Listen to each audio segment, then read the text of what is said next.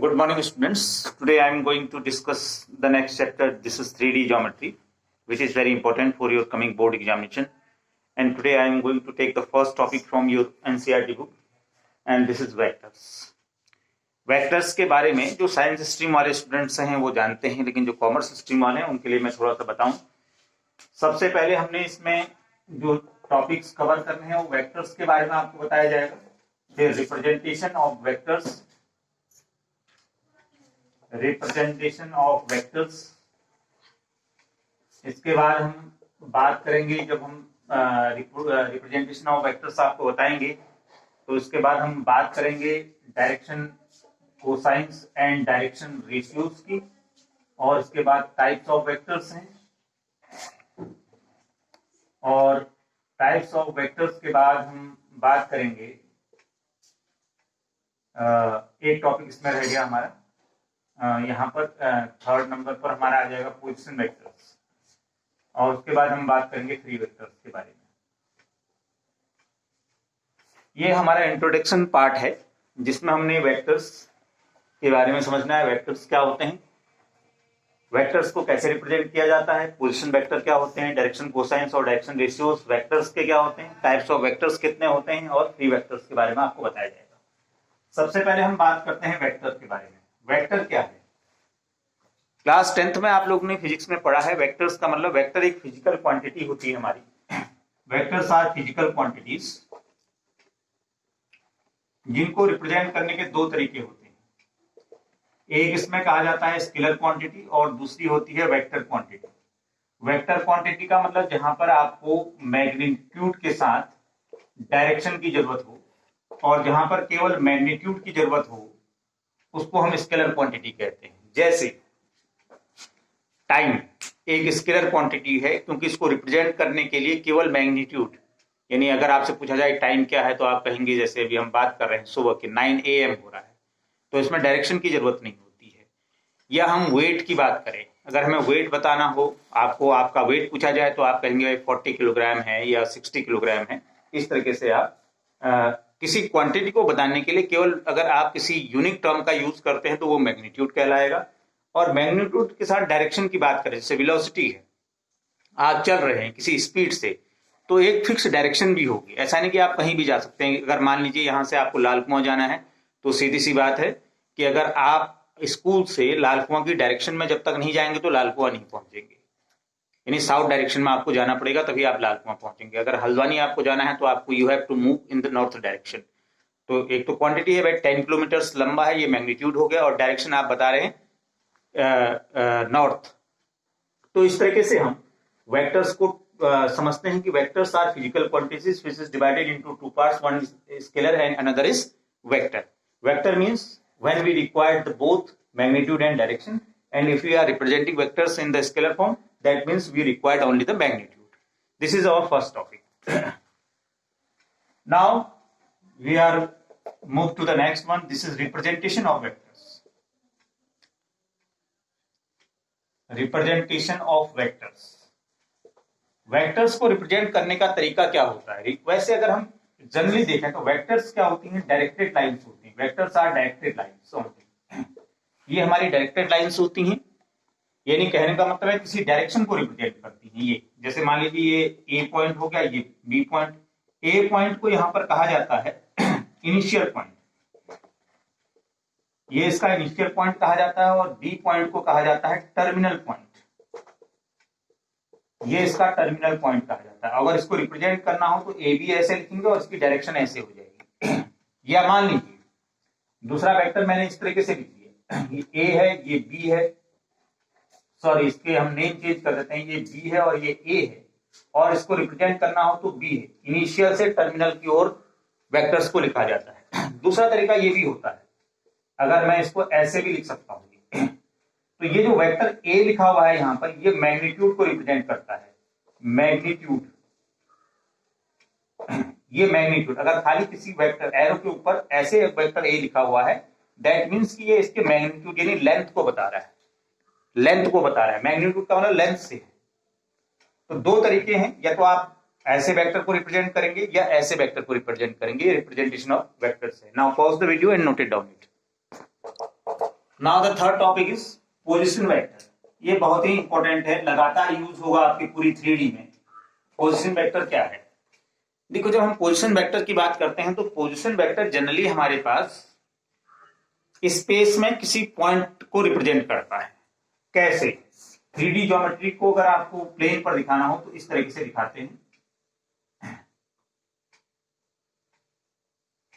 ये आपका ओरिजिन हो जाता है, ये एक्स एक्सिस है, ये आपका वाई एक्सिस है और ये आपका जेड एक्सिस है।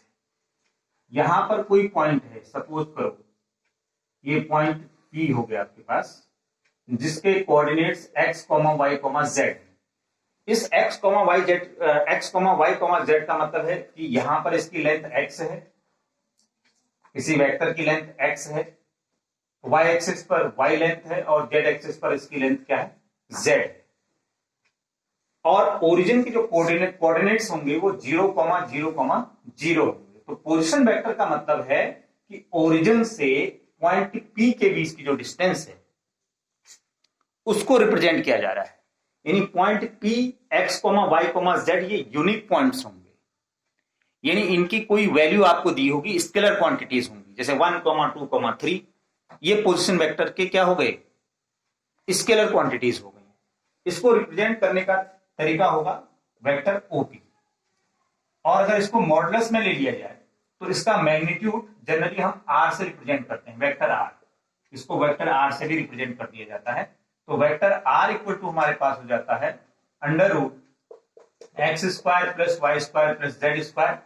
सिंपली ये जो रिजल्ट हम डेरिवेट कर रहे हैं, ये रिजल्ट का मतलब ये है कि हमने OP के बीच की डिस्टेंस को फाइंड आउट कर लिया, जिसको हम vector OP, magnitude of vector OP या वेक्टर R से भी रिप्रेजेंट करते हैं। तो अगर हमें पोजीशन वेक्टर पूछा जाए कि क्या होता है, तो पोजीशन वेक्टर जनरली ओरिजिन से डेरिवेट होते हैं। ओरिजिन से लेकर के स्पेस पर कोई जो पॉइंट होता है उसके बीच की डिस्टेंस उस वेक्टर का पोजीशन वेक्टर कहलाता है। ओरिजिन से स्पेस पर कोई पॉइंट हो, चाहे वो यहां पर हो, यहां पर भी हो सकता है, यहां पर भी हो सकता है। तो ओरिजिन से स्पेस पर जो पॉइंट है उसके बीच की जो डिस्टेंस है उसको हम पोजीशन वेक्टर कहते हैं। सिंपल सी बात है। और इसको फाइंड आउट करने के लिए आपके पास तरीका है √x² plus y² plus z²। ये तो हमारी बात हुई पोजीशन वेक्टर की। अब इसके बाद हम बात करेंगे डायरेक्शन कोसाइंस की, या इसको सिंपली हम DC लिख देते हैं। ये बहुत इंपॉर्टेंट चीज है। डायरेक्शन कोसाइंस क्या होते हैं? अब देखिए, इसके लिए भी डायग्राम यही बनता है। यहां पर कोई एक पोजीशन वेक्टर होगा P, जिसको हम ऐसे ज्वाइन कर देंगे। इसको ऐसा करते हैं, थोड़ा सा डायग्राम और सही बना देते हैं। इसको थोड़ा सा टिल्ट कर देते हैं ऐसे, और यहां से आप इसको ऐसे ज्वाइन कर देंगे। आगे भी बढ़ाया जा सकता है इस लाइन को इस तरीके से।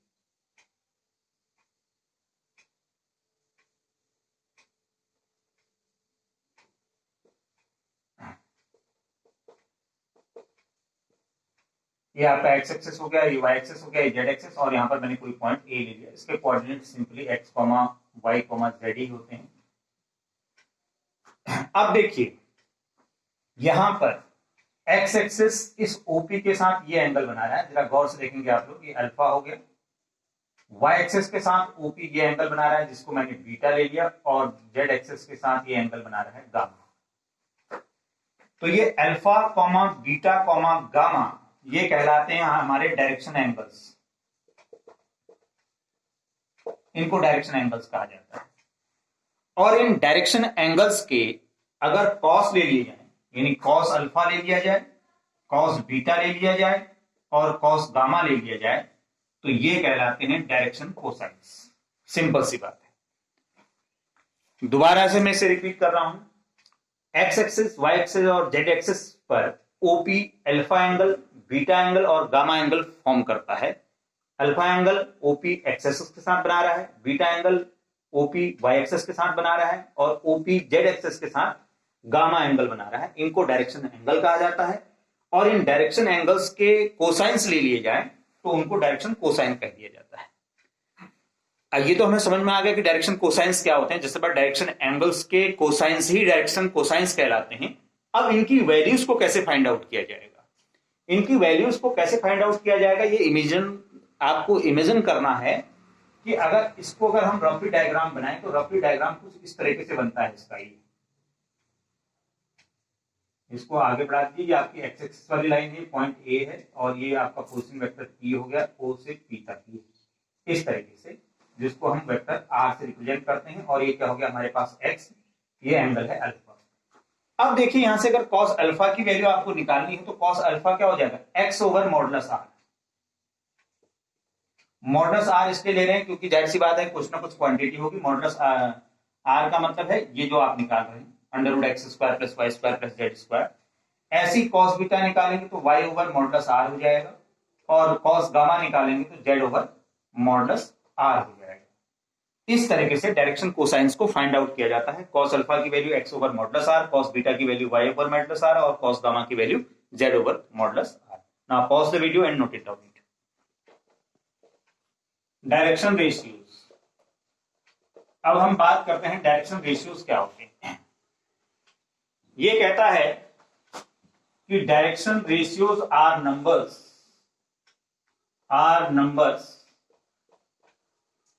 such that A, B, C which are proportional to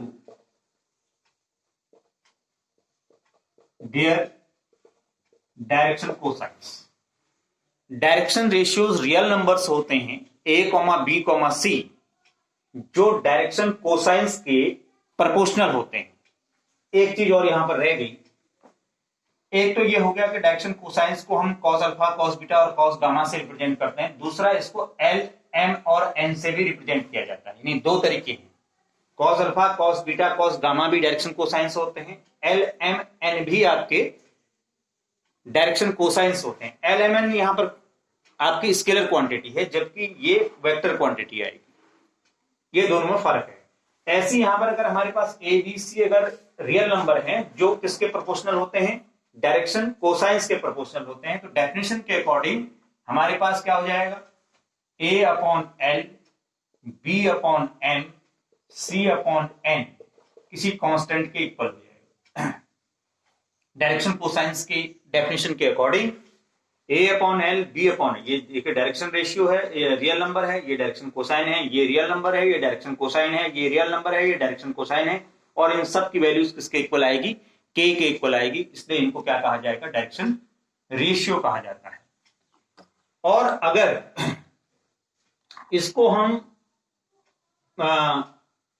दूसरे फॉर्म में भी लिख सकते हैं, ये नहीं कहने का मतलब है कि अगर सपोज करो इसकी बात करूं मैं, तो यहां पर जो पोजीशन वेक्टर आपको दिखाई दे रहा है डायग्राम में x, y, z, अगर मैं पूछूं कि भाई ओपी वेक्टर में डायरेक्शन रेशियोज क्या हैं, तो आपका आंसर हो जाएगा x, y, z। ये इसका डायरेक्शन रेशियो, क्योंकि अगर हम यहां से वैल्यू निकालें तो देखो l की वैल्यू जो है मेरे पास, यहां से l की वैल्यू मेरे पास क्या आ जाएगी, x अपॉन r, m की वैल्यू मेरे पास ये आ जाएगी, और ये टोटल किसके इक्वल आ जाएगा, r के इक्वल आ जाएगा। और आप देखेंगे कि ऐसा करने से ये हमारे x, y, z ही आएंगे। तो किसी भी पोजीशन वेक्टर के जो कोऑर्डिनेट्स होते हैं वो उस वेक्टर के डायरेक्शन रेशियोज भी होते हैं, क्योंकि ये हमारी स्केलर क्वांटिटीज होती हैं। तो ये हमारा हुआ डायरेक्शन कोसाइंस और डायरेक्शन रेशियोज के बारे में। इसके बाद टाइप्स ऑफ वेक्टर्स हैं। तो डियर स्टूडेंट्स, ये आपके बुक्स में दिए हुए हैं, उनको आप प्लीज रीड करें, सिंपल डेफिनेशंस हैं, इंपॉर्टेंट हैं, तो इस टॉपिक को आप बुक से कवर कर लेंगे। अब इसके बाद हम बताते हैं फ्री वेक्टर्स के बारे में, लास्ट टॉपिक। फ्री वेक्टर्स क्या होते हैं? फ्री वेक्टर्स का मतलब होता है कि ऐसा वेक्टर जो किसी प्लेन के पैरेलल होता है, डायरेक्शन मतलब उसको हम मूव कर सकते हैं किसी प्लेन में। जैसे मान लीजिए कि आपका ये कार्टेशियन प्लेन है 3D में,